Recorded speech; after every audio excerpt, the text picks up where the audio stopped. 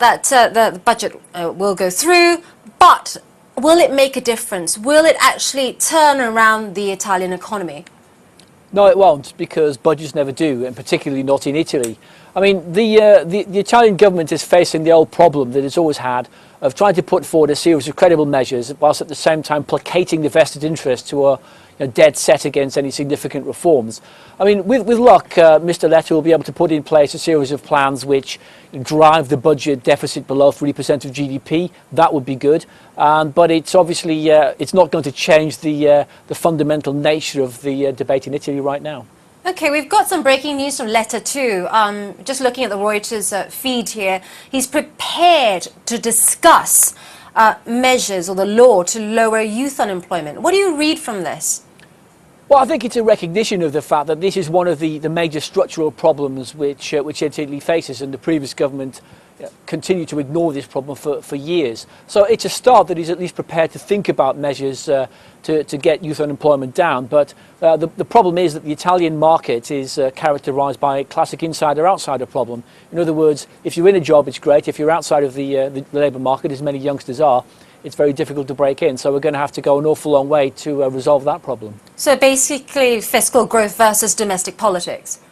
It is. That's exactly the problem.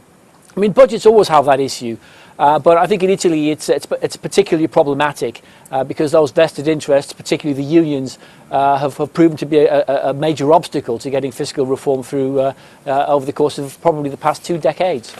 Now let's talk about next year now, because we're on the cusp of 2014.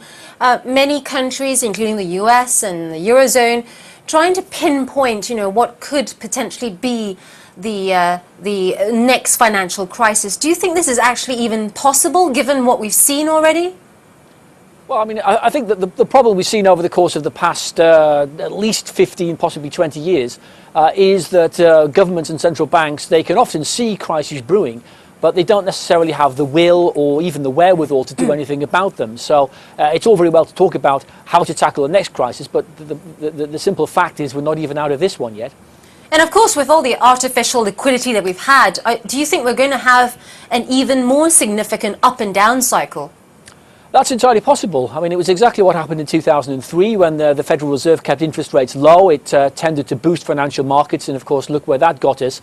We've had a huge amount of liquidity injected into the global economy over the past 5 years. At some point, that's going to spill over, whether it ends up boosting asset prices or indeed boosting the economy. I think time will tell, but certainly there's a potential for something to catch fire over the course of the next year or two.